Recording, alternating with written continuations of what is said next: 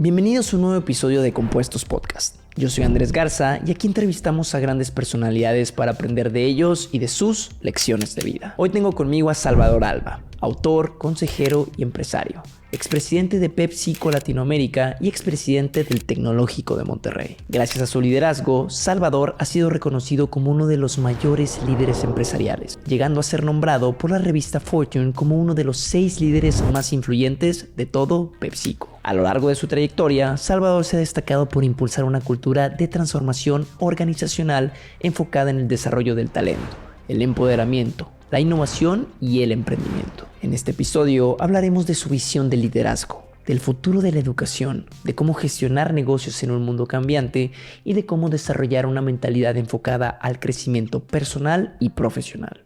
Que disfrutes de este episodio.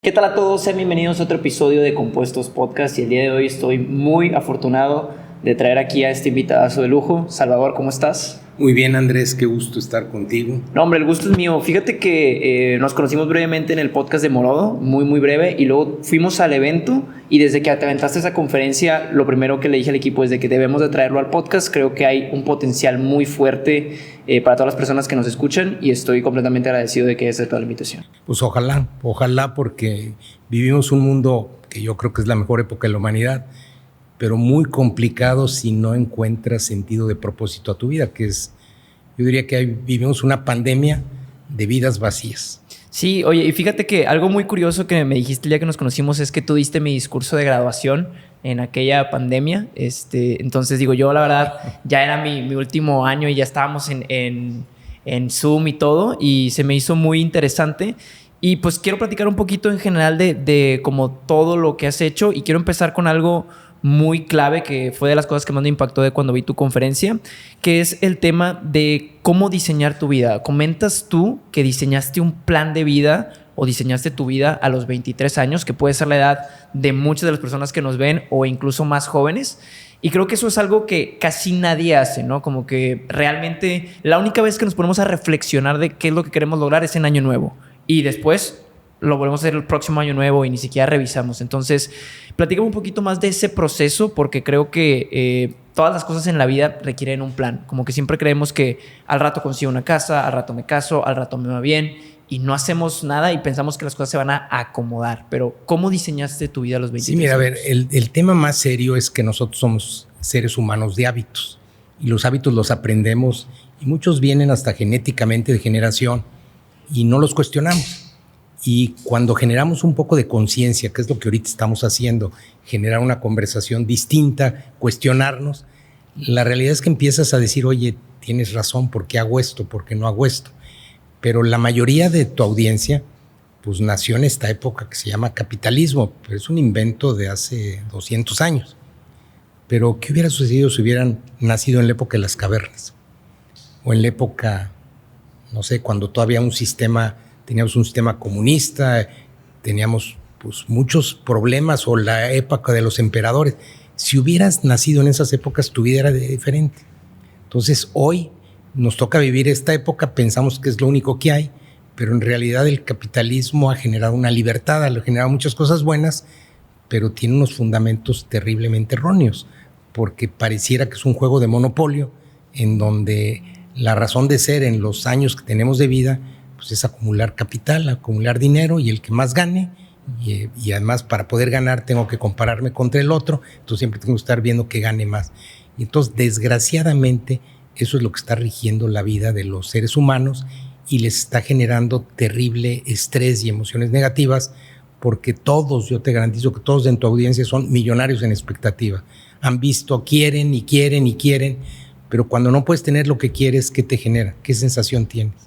Infelicidad. Energía negativa, angustia, enojo, coraje, envidia, Entonces vivimos un mundo en el que pareciera que estamos buscando lo que no somos, cuando en realidad pues tenemos que aprender a disfrutar el momento y presente. Pero el mundo no está diseñado para eso, no es la creencia. Entonces, si no hay elementos como los que estás haciendo tú para generarle conciencia, para que la gente pueda dirigir su vida, a pesar de que no vamos a cambiar lo que está sucediendo, no vamos a cambiar el país, no vamos a cambiar. en los pocos años que nos queda de vida, que son pocos relativo a la escala de la humanidad, pues al menos tenerle un sentido de propósito. Porque sí te garantizo que la mayoría de gente nace, vive y muere sin saber para qué existió. Definitivo, y creo que ese es uno de los mayores problemas. Hay una frase que me encanta que es: ningún viento es favorable para el que no sabe hacia dónde va. Y por eso quiero entrar como, ¿cuál fue este momento de introspección que te hizo definir tu vida? Y, o sea, como siento que muchas de las personas jóvenes tenemos esta incertidumbre del futuro, porque lo que le tienes miedo a la oscuridad es que no es que esté oscuro, sino es que no sabes qué hay por allá. Entonces, como que no sabemos qué hay por allá y nos da incertidumbre, pero realmente no nos preocupamos en diseñar la vida o hacer un plan de lo que queremos lograr por múltiples razones. Pero tú, ¿por qué lo hiciste? ¿Cómo fue tu proceso? Por ejemplo, si alguien quisiera diseñar su vida, ¿qué pasos podría seguir para hacerlo? Mira, la verdad que es bastante más fácil de lo que parece. Lo que pasa es que primero no hay metodología, por otro lado no le enseñan en las escuelas y por otro lado no es negocio.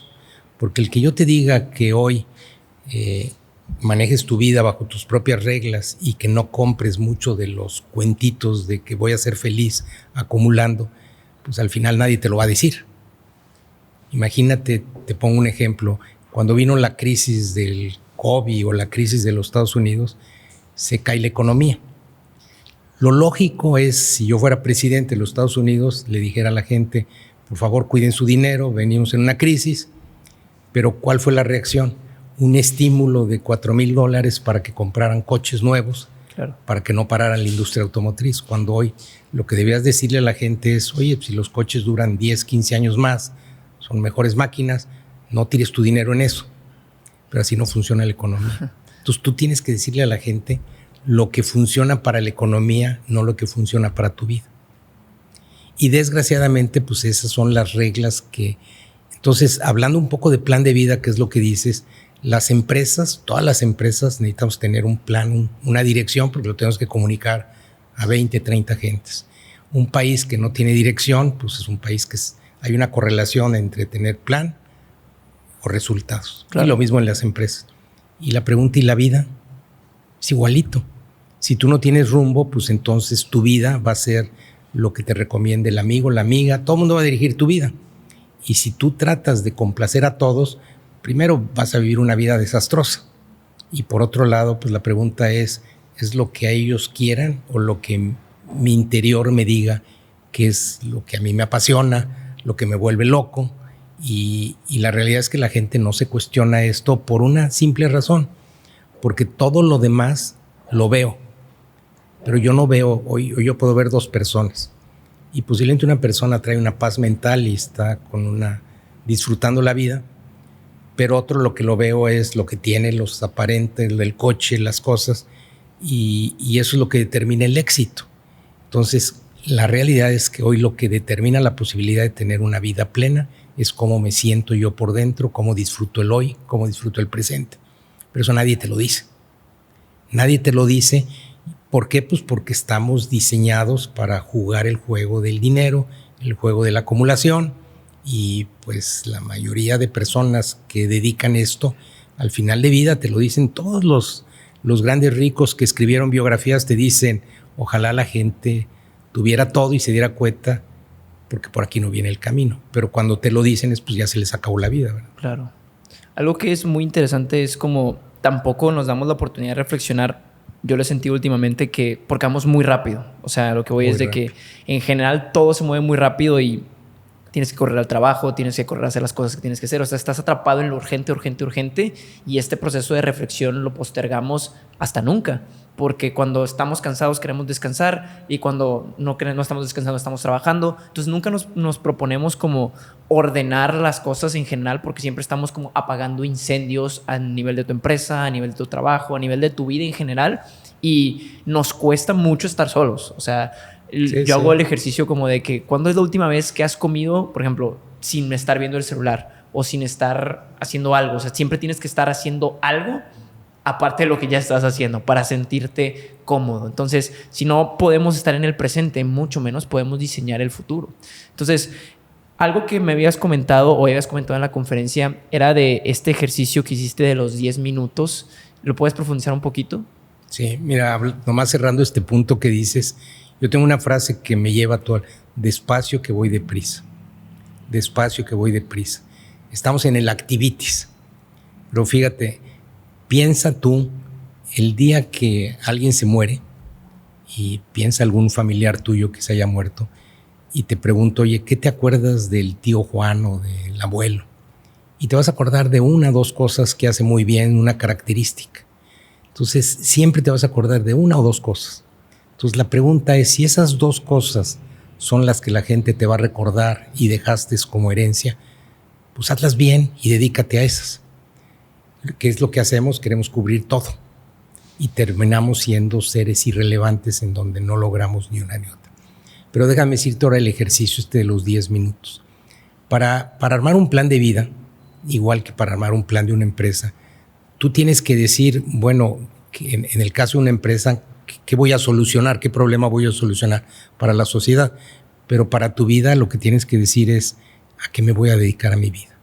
¿Qué es lo que me apasiona? ¿Qué es lo que me hace que me levante vibrando? Y hay muchas formas de hacerlo. Hay gente que puede decir, oye, yo claramente lo que me mueve pues es la música, me voy a ayudar a la gente, me mueve esto. Y un ejercicio que a mí me funcionó muy bien, inspirado en alguien que me ayudó a entender esto cuando tenía 23 años, es enfréntate a la muerte. Fíjate, la mayoría de personas, sus grandes cambios suceden cuando te enfrentas a una gran enfermedad o algún momento muy difícil de la vida. Entonces yo le digo a la gente, no tienes que llegar a eso, pero provoca mentalmente que te enfrentes a la muerte con un ejercicio de voy en un avión, se apagan las dos turbinas y dice el piloto, bueno, pues la mala noticia es que se va a caer el avión y la buena es que pueden hacer una notita para dejar para sus seres queridos, familiares, lo que sea. Y esas cartas que me ha tocado verlas en muchos ejercicios con la gente, las leemos y se generan pues muchas emociones porque pues en ese momento la gente pues conecta emocionalmente con la gente que más quiere. En 10 minutos ya no la va a volver a ver en su vida. Y yo le digo a la gente, está bien, esto te movió los sentimientos. En todas estas cartitas, nunca me ha tocado ver una cartita que diga siga juntando para el coche y la casa. Todo lo que le dedicamos en el día a día, que es al tema material, no aparecen en esas cartitas. Y yo le digo, a ver, esto que pusiste en la carta, pues es tu mejor regalo. Es lo que le desearías a tus seres queridos. ¿Quién vive lo que puso en esa carta? La mayoría no. Entonces yo le digo a la gente, oye, ahorita yo les propongo que la rompan por favor en pedacitos para que saliendo de aquí de este ejercicio regresen a la vida normal. Porque si no lo rompen, ya tienen un papel que indica qué es lo importante para ustedes en la vida. Ese es tu plan de vida. Eso es lo que es importante para tu vida. Y cuando ves esa cartita y empiezas a extraer las palabras, en mi caso la cartita hablaba de vivir con optimismo. No vivía yo con optimismo. Ayudar a los demás, pues no ayudaba. No era un líder servicial. Es decir, muchas de las cosas que yo ponía en la carta yo no era. Y entonces, al tomar yo los pedacitos de la carta, construí una frase que fue mi plan de vida. Y ese plan de vida es el que me lleva hasta el día de hoy y me permitió ser un líder diferente, me permitió aprender a vivir con optimismo, me permitió definir mis valores y me permitió al final dirigir mi vida con rumbo. Y a mí cuando la gente me pregunta, oye Salvador, pero ¿por qué tú lograste dirigir PepsiCo, lograste dirigir el TEC? Yo no soy más inteligente ni mejor que ninguno de los que nos está escuchando. Lo único que me diferencia es que tengo un plan de vida y lo sigo. Y todo lo demás no lo tomo en cuenta. ¿Y cuál fue la frase? O sea, ¿te das cuenta que hiciste como la carta y de ahí sacaste como palabras importantes para armar como un plan de vida? Entonces, ¿cuál fue ese plan? Básicamente mi frase es quiero crear un mundo mejor a través de servir y amar a los demás, viviendo con optimismo el día. Es todo. Hablas el tema de optimismo. ¿Cuál es qué es la clave del optimismo? Porque ahorita está como muy de moda segmentar de no, es que es positivismo a veces tóxico, de querer ver todo bien. ¿Cuál es la A ver, nosotros tenemos que entender que nosotros somos el resultado de una evolución humana que lleva pocos años. Los años que lleva el ser humano en el planeta son 2 millones de años. Pero esta pelotita que están viendo tiene 4.600 millones de años. Entonces, eso de que el hombre inició con el origen de la Tierra no es cierto, llevamos muy pocos años. Y la realidad es que en estos hábitos que vamos formando a través del tiempo, la realidad es que estamos hechos para defendernos de las amenazas, del león, y la realidad es que nuestra carga generalmente tiende a ser negativa, vemos el peligro. Entonces, por diseño nosotros, cuando vemos un problema, venimos a ver por dónde vienen las amenazas. El problema es que antes, si hubiéramos vivido en la época de las cavernas, pues a lo mejor nos toca un problema cada 3 años. Ahora nos toca un problema cada 24 horas. Y una noticia y esto. Entonces hoy, pues ante esa cantidad de problemas, de desafíos, pues la realidad es que la gente pues vive en un estrés terrible, pues no sabe cómo enfrentarlos y por naturaleza los enfrentamos con energía negativa por naturaleza. Entonces, si quieres transitar en este mundo, en la complejidad de este mundo y disfrutar esto, tienes que prepararte y entrenarte para manejar ópticas positivas y ver los problemas como retos y desafíos, porque la vida nos va a llenar de retos por lo que nos queda de existencia. Entonces, por lo tanto, tú debes de aprender a amar los problemas, pero los debes de ver no como problemas, sino como retos. Oye, me desafiaron, me cayó este problema, me sucedió esto, hay una persona enferma, bueno, ¿cómo lo solucionamos?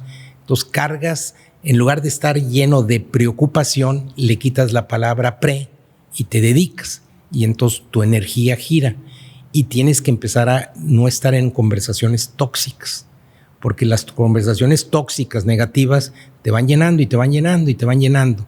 Y la verdadera realidad es que nuestro paso por la Tierra va a ser 100 años, 80 años, lo que tú quieras. Es insignificante, es un segundo en el mapa galáctico, son 130 años.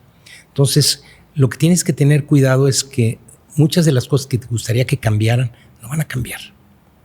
La evolución, cuando vemos muchas veces nuestro país y que quisieras y que estuviera en este nivel, pues nuestro país está en el nivel de subdesarrollo, pero hay 160 países ahí. Entonces la probabilidad que esté en los países que soñamos, los Singapur y todo esto, es muy difícil. Entonces es mucho mejor que aprendas a decir, oye, pues posiblemente no me va a tocar ver esto. Voy a ayudar a contribuir a que ese avance se dé, pero no te angustie, no generes ese nivel de estrés, ese nivel de enojo, porque una de las características que se nos olvida es que todos los seres humanos, todos individualmente somos diferentes. ¿Qué significa?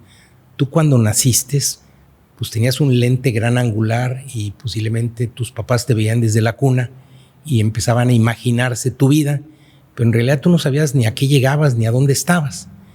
Pero a través de la educación y de lo que vas viviendo, te van cerrando el ángulo. Y cuando llegas a casa del abuelo y tocas algo, te dan un manazo para que no lo toques.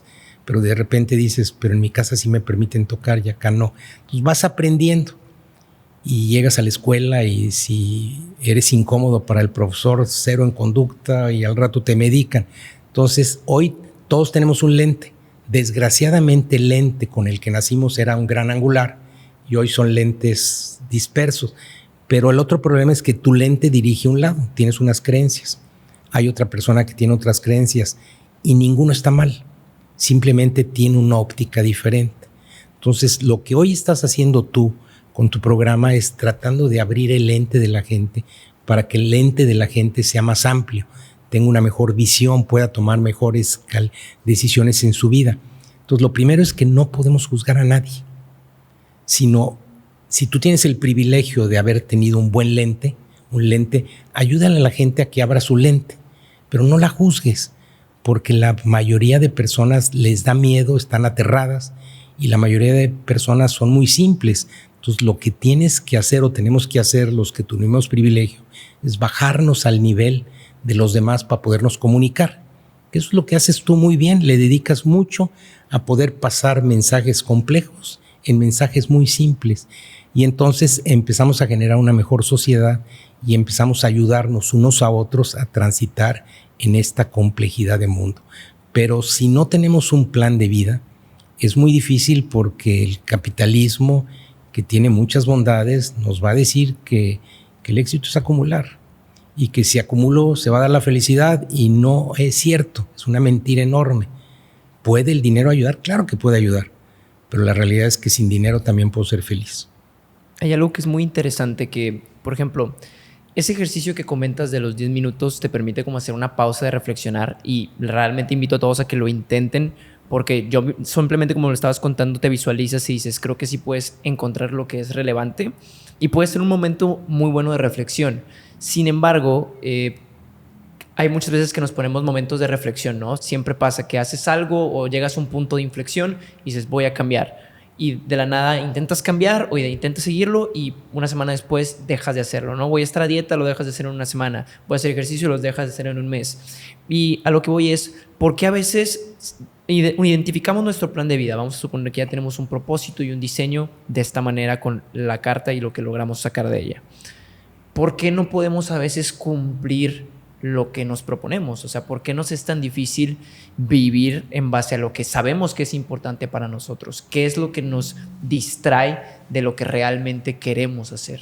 A ver, lo que pasa es que cuando tú quieres dirigir algo, inclusive yo te lo digo pues porque me he dedicado a dirigir organizaciones, la realidad es que tienes que cuidar que vayamos en un camino, que definamos algo, porque si no, si tienes 10, 20 mil gentes, pues ¿para dónde van? Y siempre salen nuevas ideas, siempre salen. Y si eres creativo, como tú, es peligrosísimo porque te puedes perder, y la realidad es que focalízate, sé relevante en algo y en eso sé el mejor y disfruta esto. Pero lo que empieza a suceder es que la mayoría de personas, al no tener claridad en rumbo, pues terminamos haciendo lo que nos dicta la sociedad. Ejemplos tan simples. Alguien te llama. Oye, tú pensabas quedarte a leer un libro, pero alguien te llama, oye, vámonos al bar. Y en ese momento, pues si tú ya querías quedarte un libro, concéntrate en el libro. Pero ¿cómo le voy a decir no al amigo? O me invitan a una boda. Hijos, no tengo dinero para comprarme. Pues usa el mismo traje que tenías, pero nos cuesta mucho trabajo el decir no. Entonces, hoy la palabra más importante para tu audiencia a partir de los años que les quede de vida es no, porque elegir es renunciar. Entonces, si yo no tengo camino, pues entonces no tengo a qué renunciar, pero si yo sé, vamos a ver, si yo quiero ser un futbolista de alto rendimiento, sé que tengo que renunciar porque estoy concentrado. Pues eso es mismo lo que tienes que hacer en la vida. Entonces, hoy hablamos de tener una visión, un propósito etéreo. Dices, oye, ¿cómo lo manejo, verdad? Bueno, lo siguiente que tienes que hacer también es pon una lista. Yo la tengo al lado de mi escritorio y ahí la tengo. ¿Qué son esas cosas que te apasionan? ¿Qué son esas cosas que las calificas del 0 al 10? Oye, que me gusta ir al cine, me gusta ir con los amigos, me gusta ir a la montaña, me gusta viajar. Pon estas cosas que haces con 100 y después revisa cómo llenas tu día. Pues mira, lleno mi día pues el 40% en el trabajo. ¿Y cómo lo calificas? Pues de 3. Horrible, no me gusta mi trabajo. O sea, ya tienes un problema. ¿Qué otra cosa haces? No, pues tengo que atender esto y tengo que atender cosas. Pues si no las hago, nadie las va a hacer. ¿Y cómo lo calificas? No, pues si los pudiera no hacer, no los hago. Que ahí viene el tema de delegar. ¿Cuántas veces tienes un trabajo y la realidad es que te gusta 20% de las cosas y el 80% viene en el paquete? Entonces, pues ese 80% busca quitártelo, porque si tú lo más valioso que tienes es tu tiempo, no lo concentras a tu listita de esas cosas que ensueñas, pues en realidad ¿dónde lo vas a sacar? Lo vas a sacar de quitarle las cosas que te llenan tu día. Entonces, y esas cosas que al final te emocionan, te hacen la vida, entonces haz un planecito de un año y haz un plan simple. Define 2, 3 cositas que quieres hacer este año. Oye, fíjate que yo este año quiero prepararme en la bolsa, o quiero prepararme en liderazgo y quiero tomar un programa. Está bien, no te pongas mucho.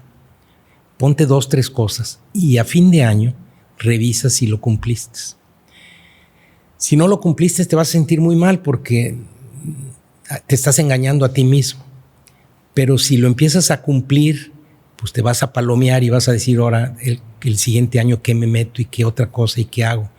Y también una cosa que es importantísimo para la audiencia es definan los valores que los distinguen a ustedes como personas. ¿Qué significa?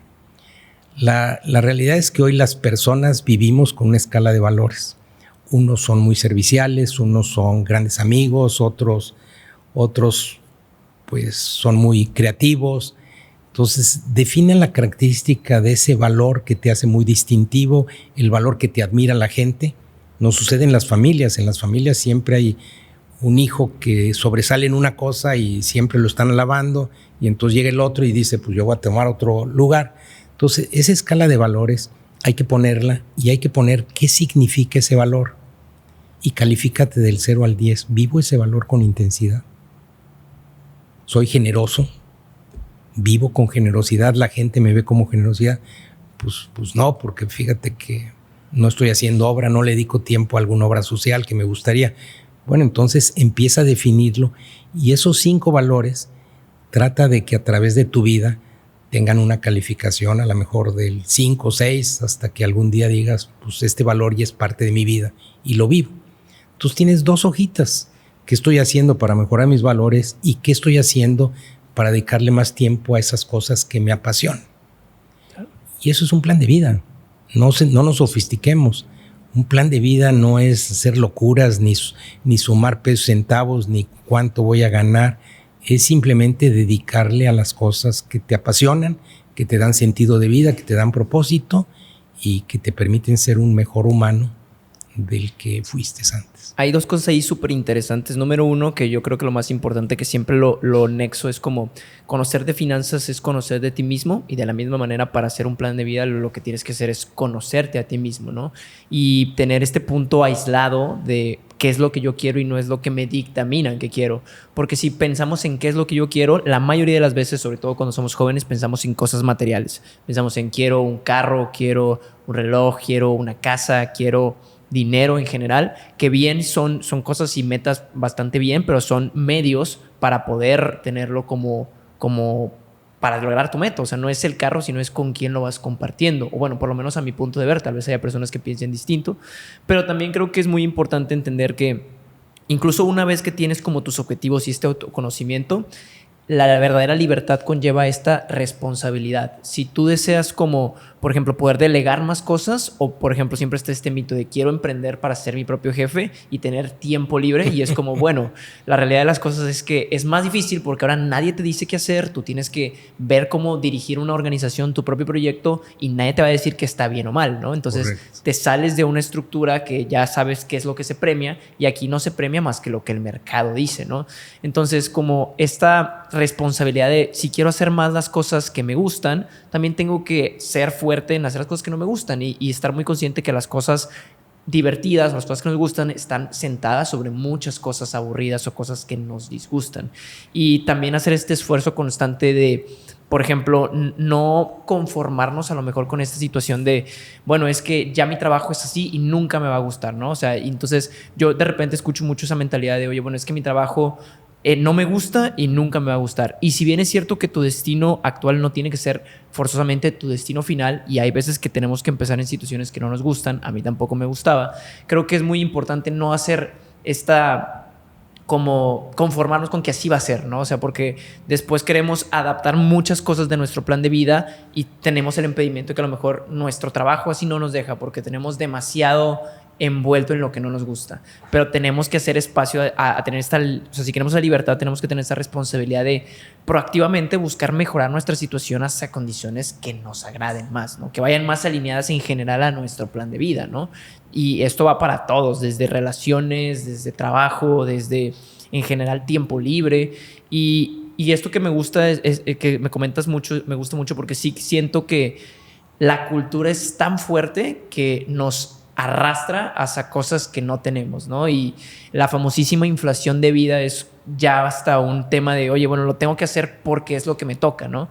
Me ha tocado tantas experiencias de, oye, ¿por qué cambiaste de carro si lo acabas de terminar de pagar después de 4 años? Ah, pues porque ya me alcanza uno nuevo, es lo que me toca, ¿no? Y se vuelve un tema de, pero lo estás haciendo porque quieres. Yo no creo que esté mal cambiar de carro. Lo que está mal es que no lo haces porque tú quieres, lo haces porque es lo que te toca o lo que deberías, ¿no?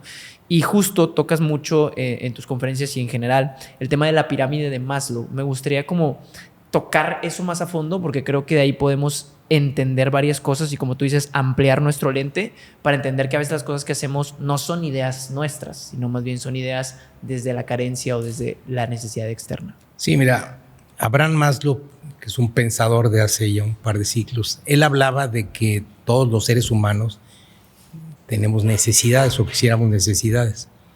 Y estas necesidades empiezan desde las fisiológicas: comida, vestido, alimentación. Y estas tú las ves. Tú ves una persona que está desnutrida, ves una persona cómo está vestida.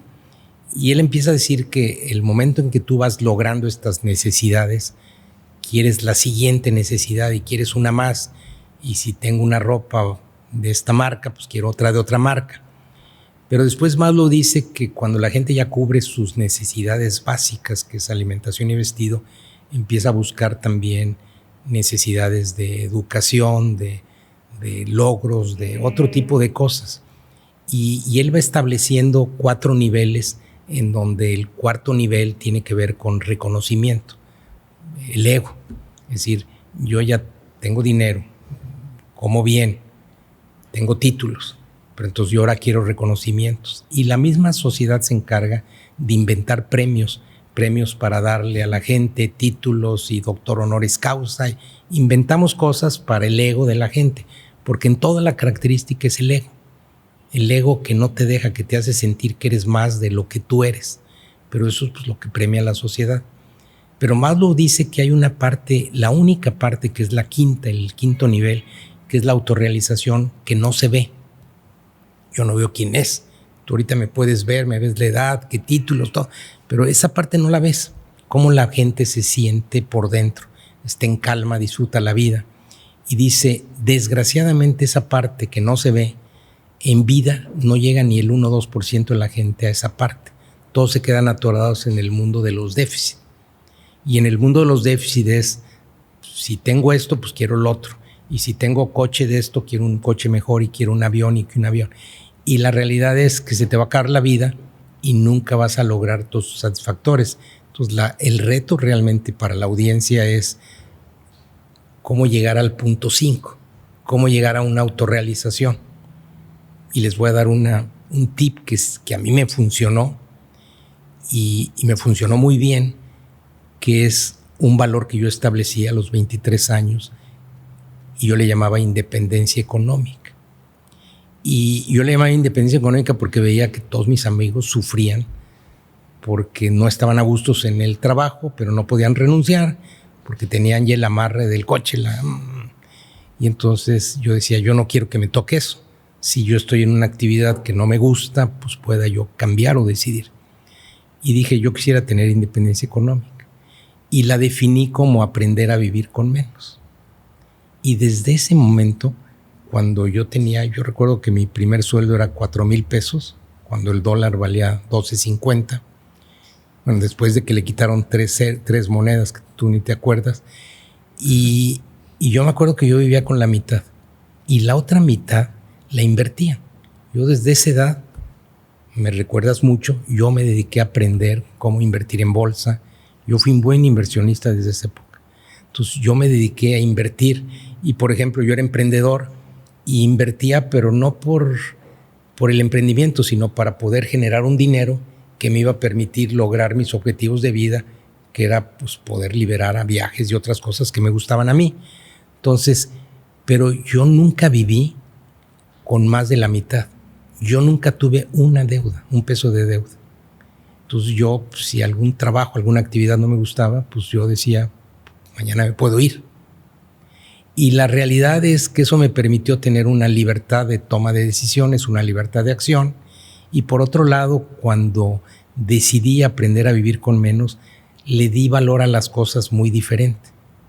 Entonces, yo te decía, al principio, yo decía, una camisa, pues para mí mi límite era pagar, no sé, $20. Entonces, si veía yo que el precio estaba más, simplemente decía, pues no entra en mi valor, yo no invertiría más de esto por y empecé a crear un hábito también. La gente puede decir, bueno, mal hábito, para mí era un buen hábito.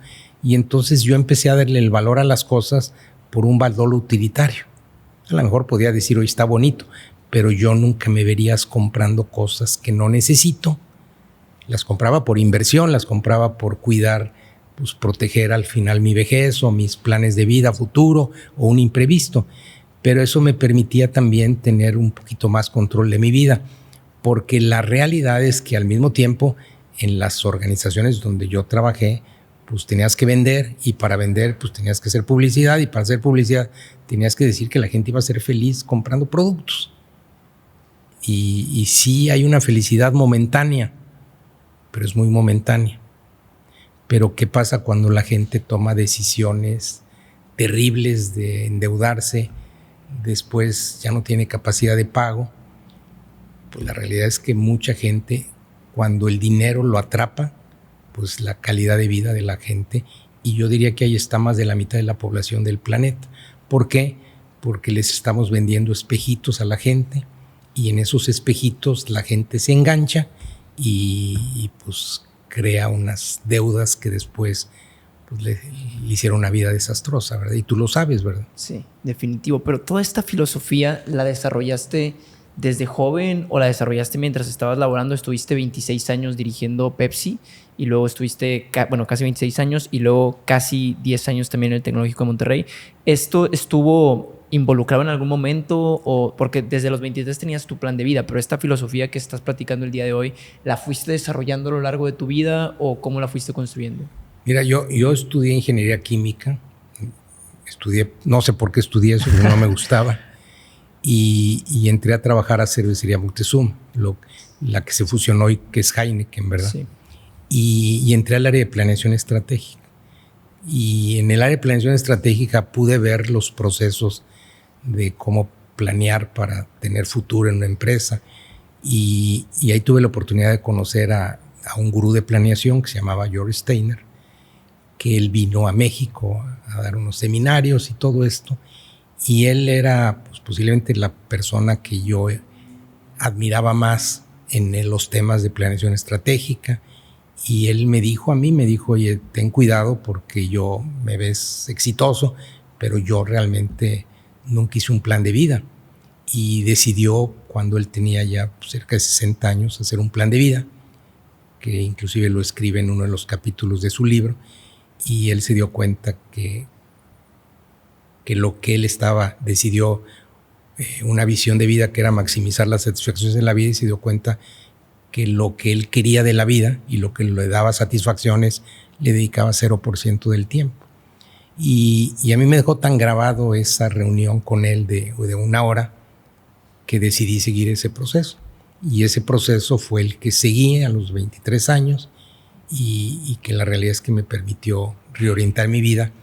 Y sin darme cuenta, al decidir yo, por ejemplo, para darles una idea a tu audiencia, vivimos un mundo de liderazgos jerárquicos, liderazgos que no ayudan, que son donde el líder decide y impone su voluntad, y la gente, pues eso es gran causa de la infelicidad de mucha gente en los trabajos. Entonces yo decidí ser un líder servicial, un líder que se enfocara en servir al único verdadero jefe que tenemos, que es el cliente o la razón de ser, y ponernos al servicio de los demás y crear organizaciones ágiles y rápidas, y me preparé mucho en eso. Bueno, gracias a esa decisión de ser un líder servicial, pues llegué muy rápidamente a puestos directivos muy rápido. ¿Por qué? Pues porque era un líder diferente a los demás. Era un líder que daba mejor velocidad, mejor eficiencia, mejores crecimientos, por decidir ser un líder diferente, que estaba puesto gracias a esa famosa cartita y todo esto que tiene. Y por otro lado, al decir vivir en optimismo, pues soy un líder con características de optimismo. Es decir, si tú me ves y yo veo una conversación negativa en una reunión, pues digo que voy al baño y me cambio. Entonces, ¿es un entrenamiento? Sí. Pero ese es el entrenamiento que tienes que hacer para cosas muy simples de la vida, y eso te separa del montón, sí. Y te hace una mejor persona, sí. Y eso te permite lograr y tener una vida más plena, sí. Entonces, las cosas más simples de la vida es concentrarte en aquello que te apasiona. Y cuánta gente le apasionan muchas cosas creativas, la música y esto, y su primera reacción es: no puedo dedicarme a eso porque ¿de qué voy a vivir? Y yo les digo, a ver, momento, dedícate a eso. Ahora, a lo mejor pon una taquería para que te dé, no me gusta la taquería, está bien, pero ponla para que te dé el ingreso, para que te puedas dedicar a tu pasión. Entonces, ese emprendimiento lo ves como un medio para esto. Claro.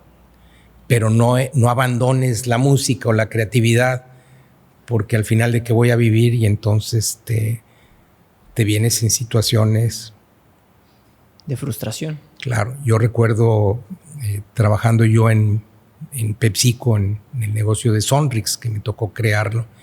Me tocó contratar a un muchacho, Carlos Prieto, que hoy es uno de los directores de orquesta más importantes de México. ¿De orquesta musical? Musical, de los más reconocidos en el mundo. Y él venía llegando de su maestría en Harvard. Y me acuerdo que yo no lo veía con la vibra de estar en el trabajo. Y me decía, Carlos, no, pues es que lo mío es la música.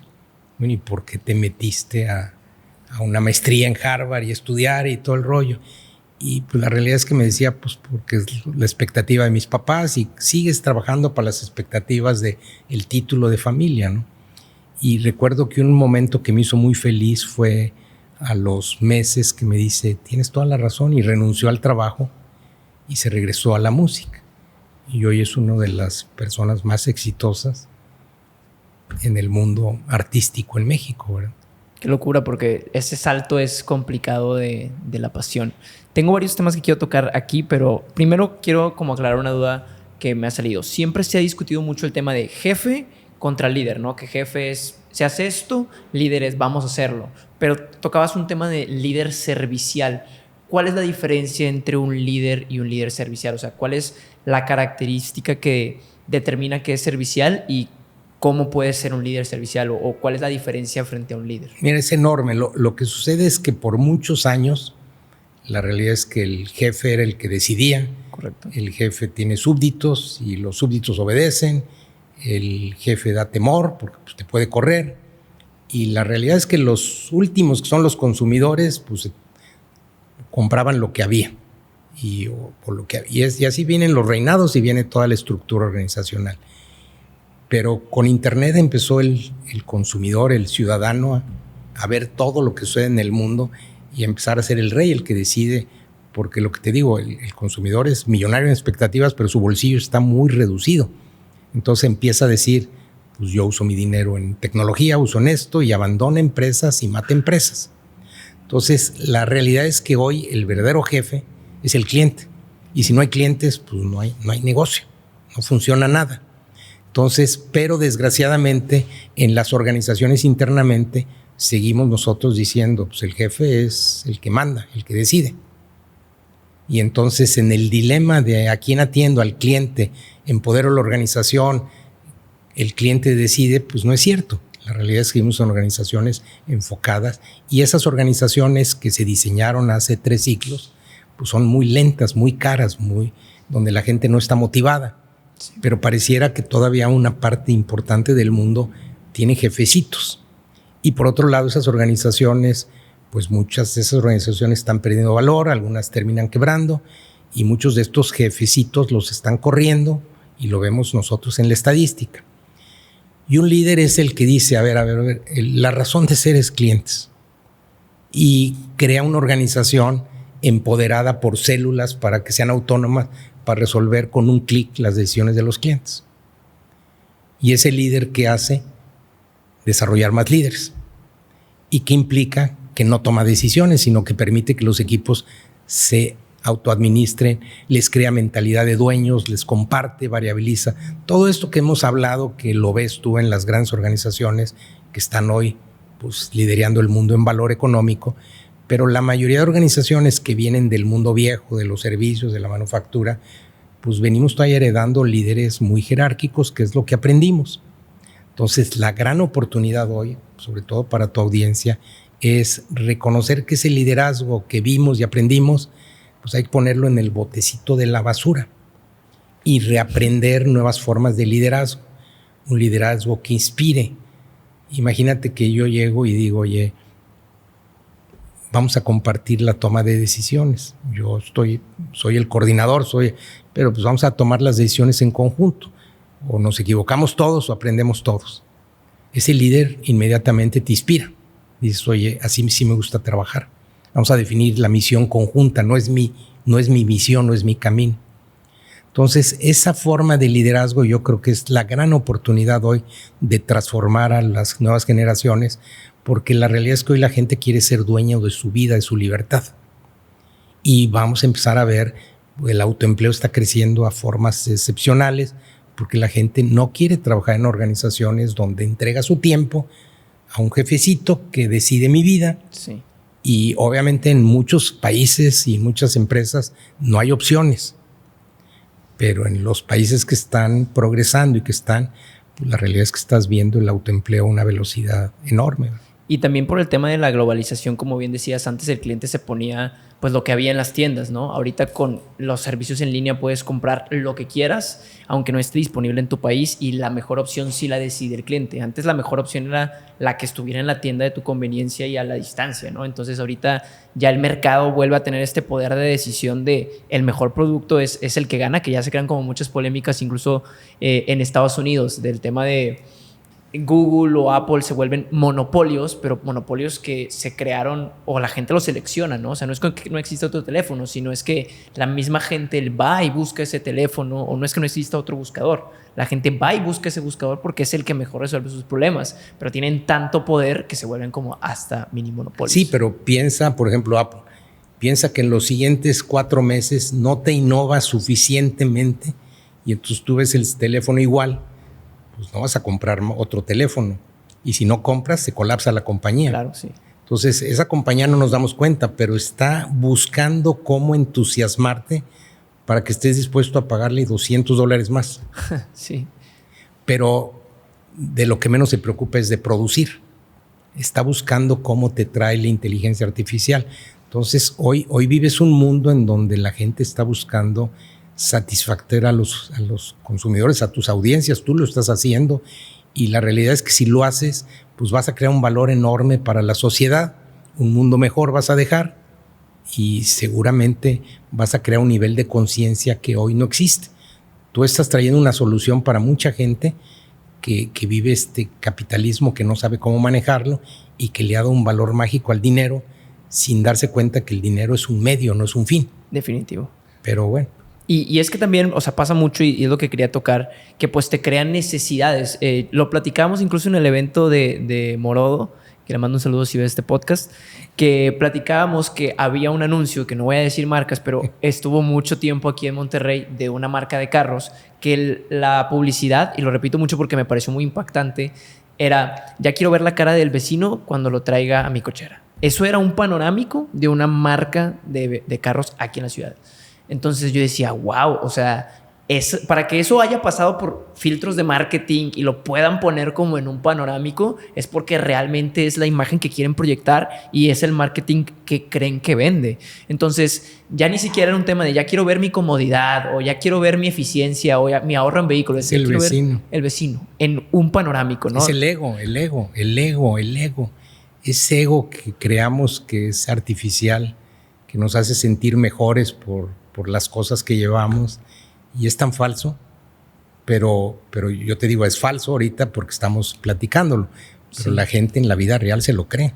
De hecho, como te platicaba antes del inicio de aquí, del podcast, yo me acuerdo cuando yo empezaba a trabajar en el banco, yo estaba obsesionado con las marcas de lujo, lo platicábamos al inicio. Obsesionado, te estoy hablando de 19 o 18 años, y ahorré como 4 o 5 meses para comprarme unos tenis de lujo, y cuando los compré y los usé en una fiesta, me sentí como un farsante. Dije, oye, pues es que a ver, esto vale 2, 3 meses de mi sueldo y yo los traigo porque quiero impresionar a alguien más, que estas personas van a entrar en mi vida y este estilo de vida que estoy aparentando no es el que tengo. Entonces como que se vuelve toda una necesidad que alguien más me creó y yo compré de lleno, y para mí era como un objeto de deseo tan fuerte que toda mi vida la destinaba hacia tener más de esos objetos. Y por eso te pregunto, tú que trabajaste ya más tiempo en la industria, ¿cómo las empresas nos crean estas necesidades tan emblemáticas que para mí es oye, yo necesito esto, ¿verdad? O sea, y mi trabajo se volvía parte para eso, ¿no? Entonces, ¿cómo compras esa necesidad tan fuerte? Mira, lo que pasa es que hoy tú le quieres vender a las personas tus productos, tus servicios que fabricas. Pero ¿cómo hago yo para que ese producto lo percibas tú que te da más valor? Puede ser utilitario, pero hay un momento en que si sabemos que la gente busca reconocimiento, pues en realidad tengo que empezar a segmentar. La gente quiere pertenecer a tribus. Entonces, ejemplo, tú hablas de banco. Pues sí, si yo llego a un muy buen restaurante, puedo ver personas con mucho dinero y poco dinero, pero no los distingo. Pero si saco la tarjeta de crédito, la negra, inmediatamente la gente va a decir, pues este tiene más dinero. Es un sinónimo. Entonces, ¿qué empiezas a sacar? Pues una tarjeta dorada, una plateada, una negra, y esa le cobras $1,000 por una membresía anual. ¿Y qué te da? Pues te da derecho a reconocimiento, a un salón, a lo que tú quieras. Entonces empieza a crear productos, pero también en los productos más simples. Fíjate, te pongo un ejemplo simple. Yo llegué aquí a Monterrey a manejar Gamesa, que la había adquirido PepsiCo. Y pues Marías es una marca de galletas, pero empezamos a ver que había muchas galletas a mitad de precio. Y pues sí, nuestra galleta era buena y tenía un buen empaque y buena calidad, pero el doble de precio. Y entonces tú tienes dos caminos. O le bajas el precio o elevas la imagen de la marca hacia la ama de casa que compra. Entonces empezamos a crear unos comerciales de televisión enfocados con Angélica María, sinónimo de la marca. Y te pongo, por ejemplo, llegaba una niña a la casa o llegaba la mamá a la casa con el súper, con unas galletas María, y la niña, su hija estaba muy triste en el sillón, se acerca a la mamá y le dice la niña, me cortó mamá, me cortó, obviamente el novio. Y al final pues terminas diciendo Marías Gamesa como el amor de mamá. Y generas un lazo emocional de la galleta con la familia, con la mamá. Y eso al final te mantiene que a la hora de tomar una decisión, parece que no, pero psicológicamente la gente dice, mira, los 50 centavos o los 3 pesos lo vale, es mi marca. Y yo estuve mucho tiempo también en el negocio de bebidas y pues tú ves la fuerza de un Coca-Cola contra Pepsi-Cola en muchos mercados y donde tiene el dominio Coca-Cola puede vender 30% más caro, pero trata de ponerle una botella de Pepsi a una familia que consume toda su vida Coca, pues va a haber un drama familiar de por qué me metiste Pepsi. Y la única forma es que sea 30% más barata. Entonces, cuando tú logras penetrar y adoptas la marca termina siendo un monopolio. Porque la gente, una vez que genera un hábito, es muy difícil que cambie. Y por eso nosotros vemos el valor de las marcas, y las marcas Apple y las marcas de ropas de lujo y todo esto valen mucho porque la gente quiere sentir sentido de pertenencia, quiere decirle a la sociedad, yo pude, yo logré, mire, es un signo de que yo palomeé.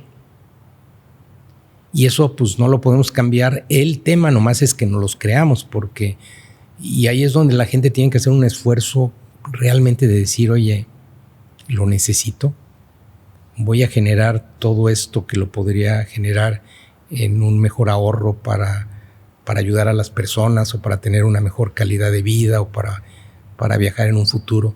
Pero en esa toma de decisiones, pues la realidad es que las empresas te dicen, a ver, tu dinerito que es poquito, gástalo en esto. Todo el mundo te está ofreciendo ofertas y ofertas y ofertas y tú en tu momento de debilidad vas a caer con el que tú crees que te da más satisfactores, pero el que te vendió mejor la publicidad o el amigo, el que te recomendaron. Y es peligrosísimo porque sí, el problema es que todos hoy somos millonarios en expectativas. Y algo que es interesante es como que estas marcas, ahorita comentabas lo de María, que, o sea, cuando dijiste la frase sí se me vino a la mente, creo que como que buscan apuntar a un valor, ¿no? O no sabría decirte, pero me pusiste a pensar bastante en temas de que no es como la mejor galleta, sino es como el amor de mamá. No es como la mejor ropa deportiva, es como de que como los campeones o como la actitud positiva.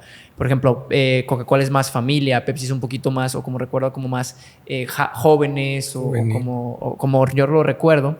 Entonces como que apelan a algo más grande que su producto, ¿no? O sea, ¿esto por qué pasa? O sea, ¿por qué apelas a algo que no es tu producto? Porque al final tú lo que necesitas encontrar, ¿por qué tú llegas a un país como México y se consume mucho tortilla y te vas a otro lugar y no? Pues es un hábito. Entonces, estos hábitos alguien los creó, un empresario, un emprendedor los creó en su momento y generó un hábito, y ese hábito, pues, hoy es un negocio. Pero tú velo en cantidad de cosas, cómo hemos generado nosotros productos que generan hábitos. Por ejemplo, en cerveza y botanas. Yo trabajé en el negocio de botanas, Sabritas. Y la realidad es que hoy la gente dice, voy a tener una reunión en casa, ¿qué piensas? Papitas, sí. Y cerveza. Y crees que las papas son baratas. ¿Has visto cuánto vale el kilo de papas? Vale mucho más caro que jamón, que queso, que productos de estos. Pero tú en tu mente piensas que son baratas. Sí. Pero en realidad, pues la realidad es que no es que sean baratas. Al final tienen un margen de utilidad mucho mejor para quien los produce, pero han logrado penetrarla de que en la fiesta es lo que tienes que haber. Y tú podrías decir, oye, pues mejor voy a poner proteínas, y pues sí, nomás que en la gente su expectativa es el chile, el picante, la botana con la cerveza. Entonces, una vez que lo penetras tú esto, generas hábitos, y los hábitos generan consumo per cápita. Y te vas también al otro extremo. Hoy hay un exceso de alimentación en el mundo que obviamente genera toda esta obesidad, y son hábitos que hemos generado a través de nosotros vender y vender y vender y vender, y el consumidor pues se la compra, ¿verdad? Entonces todo eso yo creo que en los siguientes 100, 200 años va a ir cambiando, y el consumidor va a aprender a tener un mejor balance en qué usa sus recursos, cómo tiene una mejor calidad de vida, cómo aprende a manejar el presente. Entonces, en ese mundo estamos transitando, y yo creo que comunicadores como tú pues le están ayudando a la gente a darle el valor correcto a las cosas, y ayudarle a la gente en que no se crean. El dinero sí es un buen invento, se utilizó el dinero para generar transacciones económicas entre los seres humanos, pero hasta ahí. Lo demás es, bueno, pues decidamos qué hago yo de mi vida y cómo la quiero manejar. Y ahí la oportunidad es sí tener un planecito de vida, porque yo sí les puedo decir a la audiencia, el que no tenga claridad de rumbo, pues va a vivir en una vida muy compleja. Puede que termine siendo alguien maravilloso como la Madre Teresa o Albert Einstein, pero la mayoría necesitamos una brújula, y no tener una brújula y no ponerla por escrito sí es muy peligroso. Algo que también es bien interesante, que justo lo platicaba, o sea, me pusiste a pensar bastante en esta parte de atrás de las narrativas. Incluso me recordó el momento que lo platicamos también cuando Morodo estaba aquí, que era el tema de los anillos de compromiso, que son narrativas que, imagínate llegar a proponer matrimonio sin un anillo de compromiso, que viene desde una historia, de una empresa que creó esta narrativa de que un anillo de compromiso era lo que se necesitaba. Lo platicábamos también en otro podcast con el doctor Carlos Jaramillo, que el cereal es una narrativa que tampoco era real. O sea, la gente no necesita comer cereal, pero ya se volvió como el desayuno es un cereal, ¿no? Y son estas creencias que creo que apenas en estos años se están empezando a cuestionar, porque gracias al exceso de información que tenemos se desarrolla un poquito más el pensamiento crítico. O sea, ya te pones a cuestionar de, ¿y si es así o nada más así me dijeron? ¿No? El problema es que aunque tú seas consciente de que, por ejemplo, un anillo de compromiso es una idea que nos vendieron, romperlo en un paradigma de sociedad es complicado. En el tema de yo puedo ser consciente de que un anillo de compromiso es una idea que es completamente falsa, pero el que mi esposa o mi futura esposa me lo crea es otra cosa, ¿no? O sea, o que dictamine ese juicio. Pero ese es el reto. A ver, la sociedad va cambiando por aquellos que se atreven. Entonces, el reto en tu audiencia es que se empiezan a atrever a hacer pequeños cambios. La realidad es que pones el de anillos de compromiso. Pero imagínate que una familia que va a crear un vínculo, que quieren formar una familia, que sus recursos son limitados, pues la realidad es que hay el circonio que te cuesta un 10%, que es una piedra perfecta, pero yo creo que si la pareja decide, oye, me gustaría un bonito anillo, pero no gastemos tanto y mejor invirtamos en esto y en esto, yo creo que tomar la decisión entre ellos como pareja, y se van a enfrentar a una sociedad que, pues, primero no le tienen que dar ninguna explicación. ¿Por qué le tienes que dar una explicación que es de circonio? Y la otra cosa, tratar de ser popular es una buena fórmula para el fracaso. Entonces, si tratan de complacer a todo mundo, entonces a alguien se le ocurrió hace 500 años decir que la Tierra era redonda y el debate, y bueno, pues alguien se atrevió a venir a América y demostrar que sí era redonda, pues cambió un paradigma, ¿verdad? Entonces todos estamos llenos de paradigmas. Todavía hace 500 años aquí en México, cuando no llovía, ¿qué hacía el rey? Bailes de lluvia. Mataba a su hijo. A sacrificios. Hacía sacrificios de tu hijo para ofrecer el corazón al rey de la lluvia para que lloviera. Hoy decimos qué ridiculez. Sí. Pero en ese momento decías, qué rey, ¿verdad? Maravilloso. Pero hoy pues la ciencia, y yo creo que hoy, yo sí te puedo decir que muchas de las creencias, pero muchísimas en los siguientes 10, 20 años, la ciencia nos va a debatir de si son reales o no reales. Sí. Hoy la realidad es que los 4 elementos con los que está hecho cualquier elemento vivo, una planta, un animal, un humano, son iguales. Entonces la gran pregunta es, ¿por qué tenemos derecho nosotros a matar un animal o una planta? Todos estos debates existenciales van a estar en los siguientes 100, 200 años, porque ya hemos creado reglas donde pareciera que nosotros, los seres humanos, somos los dueños de la naturaleza y hemos destruido el planeta, y la pregunta ¿es correcto? Esos debates son los que tiene que haber foros que se discutan, pero a nivel ya personal, regresando, tu audiencia tiene que entender que tienen que ellos definir qué creencia quieren tener y atreverse a no ser el más popular, porque sí les garantizo que tratar de complacer a los demás es una buena fórmula para fracasar. Claro, y hablando de estructuras y cosas que han cambiado o que no han cambiado, quiero introducir un poquito el tema del sistema educativo. Como te decía, tú estuviste 9 años de presidente del Tecnológico de Monterrey, entonces creo que tu punto de vista es muy valioso, porque hoy en día pasan muchas cosas en general con la educación, ¿no? Tenemos muchas personas que se cuestionan la educación, si vale la pena estudiar, si vale la pena no estudiar. ¿Qué opinas tú al respecto de todo esto? Porque pasan mucho este amarillismo hacia la educación de todas las estructuras han cambiado en los últimos 100 años, pero seguimos sentados en un salón de clases. Y como esta misma referencia de un salón de clases con una prisión en el tema de que uniforme, horarios, campanas, como todo este tipo de cosas. Pero ¿qué opinas en general del sistema educativo actual? Sí, mira, el sistema educativo sin duda no ha evolucionado a la velocidad que el mundo está viendo. Y es uno de los sectores, yo diría, más atrasado de la humanidad. La salud también está muy atrasado. Los gobiernos están muy atrasados porque seguimos defendiendo países, fronteras, cuando el mundo está interconectado. Pero hablando de la educación, yo creo que la educación ha generado, pues obviamente, el desarrollo de sociedades. Las sociedades mejor educadas son las sociedades que son más ricas, pero hoy tenemos una población enorme con muy bajo nivel de educación. Y la realidad es que no la hemos podido masificar porque los sistemas de educación presenciales, como hoy los tenemos, han sido muy caros. Y por otro lado, están fundamentados para buscar eficiencia en matar la creatividad, que posiblemente es el factor más importante que hay que rescatar del ser humano. ¿Cómo que matar la creatividad? Sí, porque al meterlos en un salón, porque tienen 8 años de edad, pensamos que son iguales. Y esos 20 niños, todos son diferentes. Y la realidad es que lo que hay que rescatarles son pues, su parte creativa y darle elementos para que esas dos conecten para generar pues, una vida, un sentido de vida, de propósito. Y en ese sentido la educación ha matado mucho la creatividad. Entonces hoy los modelos educativos, y en el caso del TEC, pues el modelo TEC 21 que te tocó vivir, pues es tratar volver de rescatar que la gente no vea el conocimiento, sino vea retos de aprendizaje, que se enfrente a retos de la vida real, que no tienen respuesta, tienen muchas respuestas. Y esa educación es la que va a empezar a cambiar.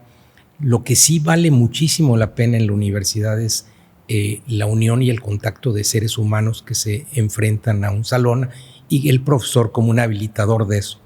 Y si eso lo mezclas con enfrentarlos a aprender a solucionar problemas, desafíos de la vida real, yo creo que por ahí va la educación. Pero la realidad es que esa idea de empaquetar 4 años y que tengo que encerrarme 4 años, yo creo que no es para todos. Yo creo que irá desapareciendo. Yo creo que la gente hoy necesita habilidades y esas habilidades las necesita toda la vida. Entonces, si yo quiero tener un trabajo, una actividad, pues me concentro en los 3 módulos que necesito para un trabajo y tengo un trabajo. Si quiero un hobby, pues me meto. Yo creo que va a ser una educación modular y mi predicción, que no ha sucedido, es que la educación va a ser gratis. Hoy, si lo vemos nosotros en todos los estudios, lo que te dicen es que la gente está aprendiendo principalmente por YouTube. El problema de YouTube es que no hay curaduría, entonces hay cantidad de información y tú tienes que meterte, pero en realidad piensa que todo esto estuviera ordenado, estuviera dirigido a ti, tuviera rankings, pudiera tener evaluaciones. Pues yo creo que ahí va a terminar la educación en alguna plataforma, porque vamos a pensar el mejor profesor en algún tema, psicología positiva, pues hoy está el acceso en la universidad donde esté este profesor. ¿Y qué pasa si ese profesor estuviera al acceso de todo el planeta, de 20, 40 millones? Ahí va a costar 0. Sí. Y yo creo que nos vamos a acercar. Me gustaría que esa plataforma apareciera.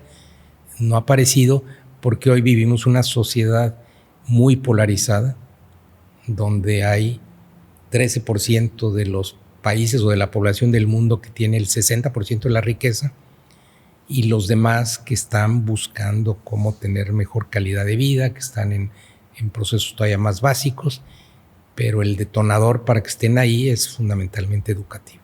De hecho, ahorita que comentas como el tema de la estructura del sistema educativo, yo también lo considero algo interesante y como medio deficiente porque, por ejemplo, yo soy financiero de profesión y últimamente me llama mucho la atención psicología, pero no me encantaría como ser psicólogo clínico que ejerza, ¿verdad? O sea, no me veo ejerciendo... Sí, pero unos diplomados de Exacto, claro. Pero, por ejemplo, me encuentro con el problema que no se puede tomar o una maestría o diplomados si no tengo bases de psicólogo, ¿no? Entonces, tengo que volver a buscar una carrera, pero, por ejemplo, voy a preguntar en las universidades carreras y me dicen, sí, pero tienes que hacer 400 horas de servicio social. Y yo, oye, pero no quiero dar consultas. O sea, yo nomás quiero entender más la mente humana de una manera estructurada y formal. Y me dicen, no, pues, o sea, si te quieres graduar, tienes que tener las 400 horas de servicio social. Cuando no planeo hacer consulta clínica, pero me gustaría conocer más. Entonces se vuelve un impedimento para mí aprender de esta ciencia porque el sistema y la estructura me frena. O sea, no puedo yo ahorita, al día de hoy, con el equipo de trabajo y la estructura que tengo, tomarme 400 horas de 8 de la mañana a tal hora para poder dejar mis actividades que me dan de comer y mantienen mi equipo de trabajo para estudiar algo que creo que podría mejorar mi capacidad de servicio, ¿no? Y ese yo creo que es una de las mayores deficiencias actuales del sistema educativo. Es que no debe haber carreras, debe haber carreras individuales. Y tú vas decidiendo qué elementos necesitas. Y ese es el principio del modelo TEC 21, que en realidad no hubiera carreras. Yo empiezo a decidir, oye, me gusta la administración, pero me gusta la psicología porque quiero dirigir personas, que quiero aprender de esto o quiero aprender de finanzas. La realidad es que hoy las carreras van a desaparecer y van a tener programas individuales. El problema es que los sistemas que tienes que tener para esta flexibilidad, pues la mayoría de universidades no los tienen preparados. Sí. Pero yo creo que por ahí va. Y, por ejemplo, yo estudié ingeniería química. Yo no sé de ingeniería química, pero yo estudié mucho psicología y comportamiento humano. Sí. ¿Por qué? Porque lo necesitaba para ser ese líder que yo pensaba que quería desarrollar. Y actualmente, digo, dentro de las deficiencias y las fortalezas del sistema, ¿cuáles son las habilidades que más crees que impacten a los jóvenes como para los próximos años dentro del sistema o fuera de él? O sea, ¿cuáles son las habilidades que deberían de centrarse en construir? Mira, la principal sin duda es el pensamiento crítico. la capacidad de cuestionar lo que hacemos y para poder tomar decisiones. Porque si todo lo das por hecho, pues esa capacidad. La otra que es importantísima es la capacidad de comunicarte, porque la realidad es que comunicarnos implica ser empático con el otro, ponernos en los zapatos del otro y entender que si esa persona no tiene una buena educación o no comprensión, no quiero que se suba a mi nivel, sino bajarme yo al nivel de ellos para poderlos ayudar. Resiliencia. Yo creo que hoy nos vamos a enfrentar a cantidad de problemas y debemos de aprender a, lejos de ver los problemas que nos angustian y nos paralizan, a verlos como retos y desafíos que inclusive aprendamos a que nos gusten los desafíos. Como cuando dices, voy a una montaña y voy a esto y quiero ver los problemas como oportunidades. Oye, pues sí, me llegó, no estaba yo preparado, ¿para qué discuto? ¿Cómo lo enfrento? Entonces yo creo que ese tipo de características, la otra es la capacidad también de comunicación, pero también escrita. Okay. Las personas no sabemos poner una idea en blanco y negro y hoy somos vendedores de ideas. Tú al final pues tienes tu empresa, tu organización, tienes que poderla pasar en blanco y negro, en lenguaje que tu equipo la entienda, sí, y después empezarla a articular. Y a veces no nos dedicamos a este tema de comunicación tanto oral como escrita. Entonces yo diría que las habilidades fundamentalmente es volver a rescatar la libertad de elegir. Son las características que más necesito. Y, por ejemplo, para las personas que están en este proceso de elección de carrera o este proceso de que les preocupa mucho qué estudiar porque es como definir tu futuro en muchas personas, ¿qué consejo les recomendarías para esta próxima etapa que pues son 4 años, generalmente 4 o 5, de muchos cambios? ¿Qué crees que sería lo más importante de su vida estudiantil que deberían de enfocarse en potenciar? Mira, lo más importante es que en una universidad te vas a enfrentar a personas que vienen de muchos lugares, la universalidad. Entonces busca una universidad que te dé mucha gente que venga de distintos lugares. Si tienes la oportunidad de irte al extranjero, ¿por qué no? Hazlo también. Pero al menos salte de casa. Yo creo que el valor más importante es el desprendimiento de casa para tener un nuevo grupo de amigos. Lo segundo, dedícale mucho a decidir qué grupo estudiantil quieres estar. Quiero estar en la asociación de estudiantes, quiero estar en deportes, quiero estar en grupos sociales o artísticos, porque eso también te va a desarrollar este pensamiento artístico, esta creatividad que también necesitas, ¿no? Y si no tienes claridad de qué carrera quieres estudiar, busca dónde está tu pasión. Si mi pasión está por el área de comunicación, por este lado, pues busca lo más afín ahí y busca que la universidad tenga flexibilidad para que tú puedas tomar programas de psicología y tenga flexibilidad, ¿verdad? Pero dedícale más a los soft skills, ¿no? Tu decisión no es el trabajo. La mayoría terminan trabajando en algo para lo que no estudiaron. Dedícate más, que es una etapa de conectar, de encontrar tu sentido de propósito, de conectar a una nueva generación de amigos, de amigas. Dedícate más a esa parte, a ser mejor persona, a encontrarte. Y es una etapa bien importante de tu vida, pero no le dediques al estudio, dedícale a ser mejor persona y a desarrollar tus habilidades más personales. Y algo que yo veo como muy claro, que creo que las personas cada vez lo notan más, es que si solo te centras en el estudio, pues tienes a miles y miles de alumnos que se gradúan con exactamente el mismo título que tú. Entonces tienes que tener una característica que te resalte tanto personal como laboralmente. Entonces no te puedes centrar solamente como, es que mis estudios, pues todos tienen el mismo esquema de conocimientos generales. En teoría todos saben lo mismo. Entonces tendrías que buscar algo extra que esté por ahí, ¿no? Que pues yo lo correlacionaba mucho con experiencias del mundo real, ¿no? O sea, afrontarte a la realidad laboral desde una temprana edad, tal vez emprender un negocio, como probar cosas que estén más acentuadas a la realidad, porque si no te atascas en un mundo donde todos van a salir, te gradúas y todos compites con 10,000 personas del mismo título. Y la otra también, traten de de pensar en el autoempleo, en ser emprendedores. Porque inclusive si ustedes trabajaran en una organización, toda organización requiere transformación. Entonces, la mentalidad de empleado, por favor, quítensela. Porque hoy el mundo está en cambio, el mundo requiere transformación, cambio, cuestionamiento. Entonces, pero siempre piensan que ustedes tienen la oportunidad que nadie tuvo históricamente en el mundo de crear su propio negocio y el autoempleo. Hay muchos problemas en la humanidad que si ustedes lo solucionan, nichos de mercado que pueden crear oportunidades enormes.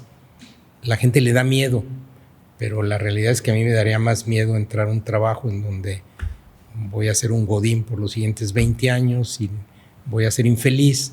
Pues mejor inténtenle, desarrollen sus habilidades de emprendimiento porque las van a requerir para toda la vida. Y yo más que centrarme como en un título, sí creo que lo importante es como esa habilidad de valor que te deja ese título. No es ser financiero, es saber administrar capital, ¿no? O saber a lo mejor las finanzas de una empresa, o sea, lo que sea, pero no centrarme en cómo soy tal profesión, sino sé hacer esto, porque a final de cuentas el dinero termina siendo un intercambio de valor y buscas un servicio a cambio de ese intercambio de valor. Entonces tienes que encontrar qué servicio das y, o sea, la escuela te da sus como escalera de conocimientos, pero tú decides cómo aplicarlas para ese valor, ¿no? O sea, yo creo que es lo más importante también. Y la otra, seguimos pensando en dinero, pero el mayor dinero se está generando de enfocarte en los intangibles.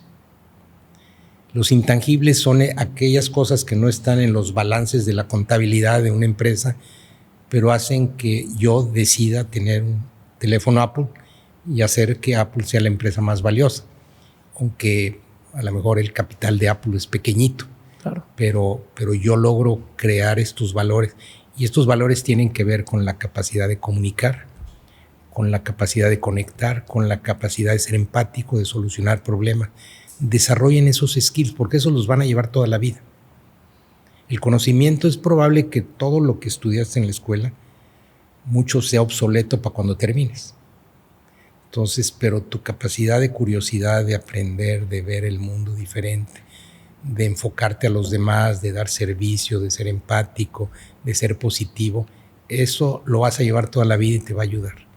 Entonces, yo creo que sean mejores seres humanos, busquen su proyecto de vida y busquen que el dinero, que seguramente lo van a poder lograr si se enfocan más bien en encontrar su sentido de propósito, lo utilicen como un medio, no como un fin, ¿verdad?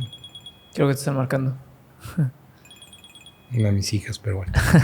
Bueno, pero un par de cosas nada más para ir cerrando. Quiero profundizar un poquito en eso de los activos intangibles. ¿A qué te refieres con eso de activos intangibles? O sea, sí, o sea, quiero especificar un poquito más para explicar. Sí, mira, uno de los problemas serios y que inclusive también es una oportunidad enorme para las escuelas, es que nos enseñan a cuidar los balances, el estado de resultados de una empresa. Tiene activos, tiene pasivos y tiene capital. Pero hoy cuando tú ves las empresas más valiosas, pues la realidad es que valen por sus intangibles. Ejemplo de Apple. Apple vale $50,000 millones su capital, pero la empresa vale $3 trillones, vale 50 veces más.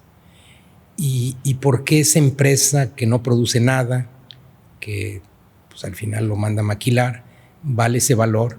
Pues porque nos crea una solución a nosotros, los seres humanos, nos crea una confianza que nos da, pues prácticamente que estoy dispuesto a pagarle los $1,000 o lo que vale ese teléfono.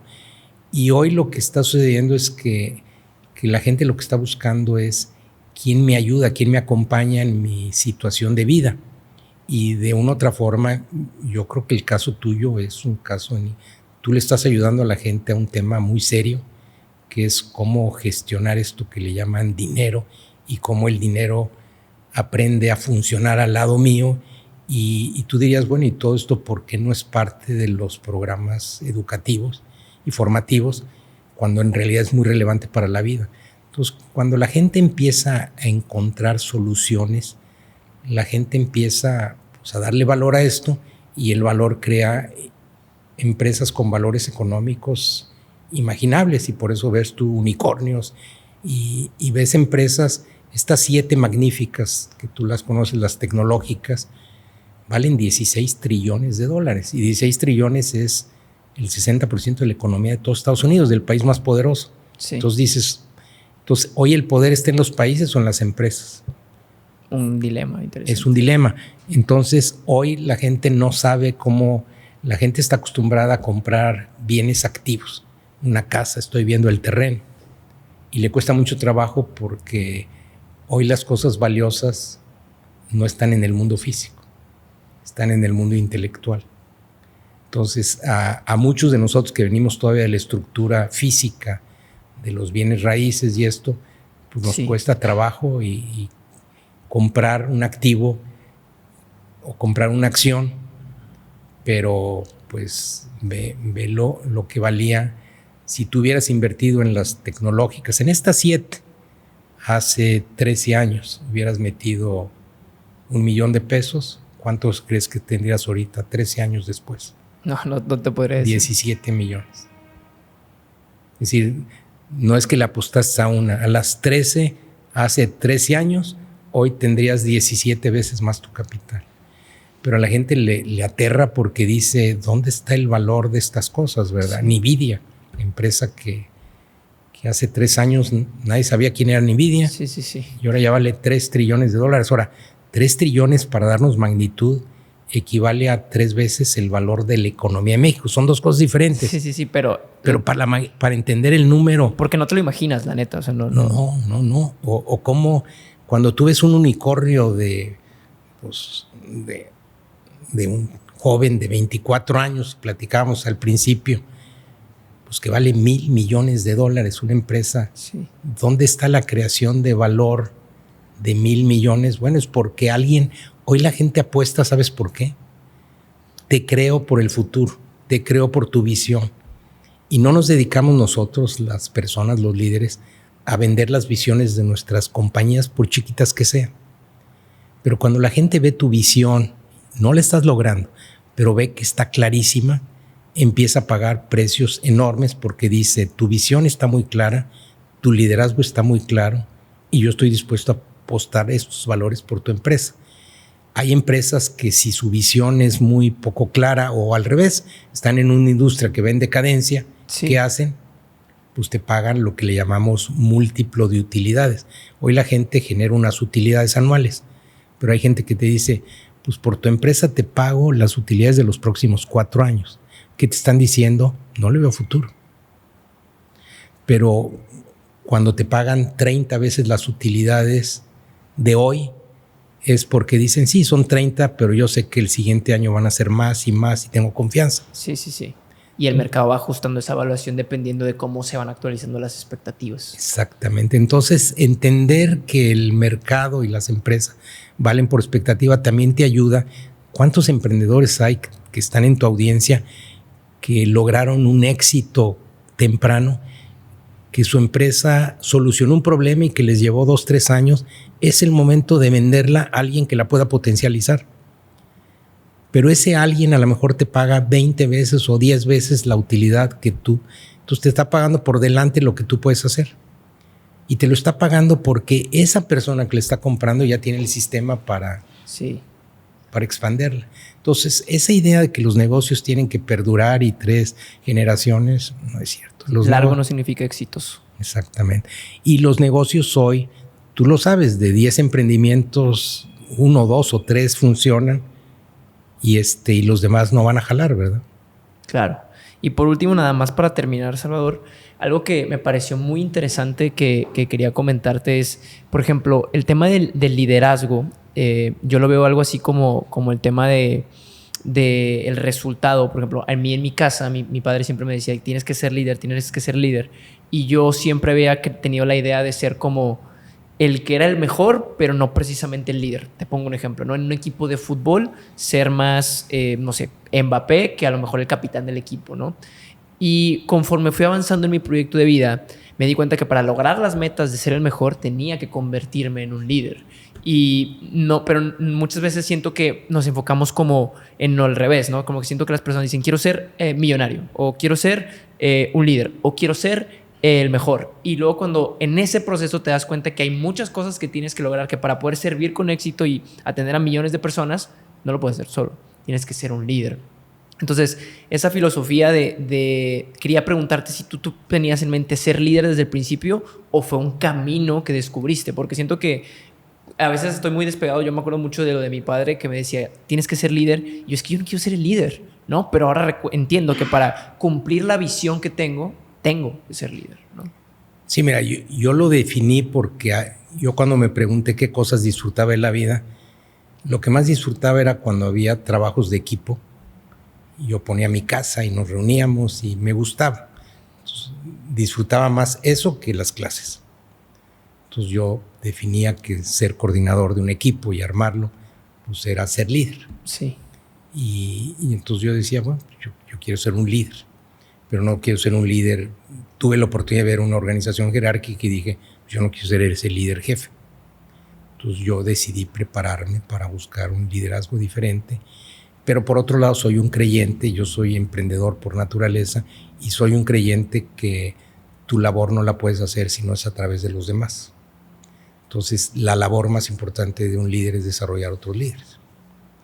¿Qué significa esto? Que tú tienes que tener la paciencia de que los demás pues no tienen a lo mejor la capacidad ni la velocidad ni lo que tú estás pensando.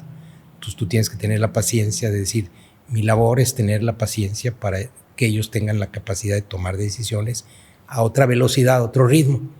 Pero si yo lo logro, pues me van a hacer una vida más plena, porque entonces vamos a poder como equipo crecer. Si yo sigo pensando que es a mi velocidad, a mi rapidez y quiero imponer mi pensamiento, pues voy a ser un líder que voy a sufrir con una calidad de vida terrible. Entonces, recordar que nuestra labor es hacer de personas ordinarias, personas extraordinarias, levantar la autoestima. El ser humano prácticamente tiene la autoestima por los suelos, desde casa, desde todo el mundo le ha dicho que no puede y no puede y no puede. Y ahora tú lo que tienes que hacer al equipo es decir, ustedes puedan. Y cuando tú tengas una respuesta, no se las des al equipo. Déjalos que ellos la descubran. Y si el camino que descubren es diferente al tuyo, no importa, porque tu labor es desarrollar líderes. Y desarrollar líderes es permitir que haya células autónomas que crezcan. Y la realidad es que se da muy fácil, porque cuando tienes organizaciones como las que me ha tocado a mí, que hay miles y miles de gente, pues lo que tienes que hacer es células autónomas para que vuelen y vuelen y vuelen y vuelen. Y nomás tener claridad de pues, no desviarnos de un camino para no perder el uso de los recursos más eficientes. Es todo. Claro, tener un objetivo y que todos caminemos por allá. Exactamente. Un objetivo no mío, un objetivo que todos lo construimos juntos, ¿verdad? Claro. Salvador, muchas gracias por tu tiempo. Muy chingona la entrevista, de verdad. Tienes varios libros, tienes 4. Si la gente los pudiera leer en un orden, ¿cuál recomendarías que fuera? Mira, el que más me gusta es Tu vida, tu mejor negocio, que no es un libro para lectura. Yo no les recomendaría leerlo. Te da la metodología para hacer un plan de vida. Ok. Y me gusta porque hay poco escrito sobre metodologías para hacer un plan de vida. Y ahorita acabo de escribir un libro que es Lo que un líder no debe delegar, enfocado a estos liderazgos inspiracionales que necesitan y que básicamente son libros para generar conversaciones que te eleven la conciencia y te permitan ser un mejor líder y persona. Increíble. Y escribí un libro con José Antonio Fernández Carvajal, que era el presidente del Consejo del TEC, sobre un México posible, y otro libro que se llama Empresa Admirada, pero bueno. Excelente. ¿Dónde te podemos encontrar en redes sociales? Salvador Alba, en Facebook, en LinkedIn, en Instagram también. Perfecto. Pues muchas gracias por tu tiempo, Salvador. Encantado de tenerte aquí. Gracias por la labor que estás haciendo, porque yo sí creo que la educación se está dando por medios alternos y que el tema que estás decidiendo es un tema muy relevante para la gente, y ojalá la gente pudiera encontrar un mejor manejo de su dinero, propósito de vida y ese balance que es tan importante. Es parte de la visión, construir riqueza en todas las áreas posibles, y esto es parte de ese proyecto. Muchas gracias por aportar. Pues gracias Andrés. Y gracias por estar aquí. Gracias a todos por estar en un capítulo más de Compuestos Podcast. Nos vemos en otro episodio.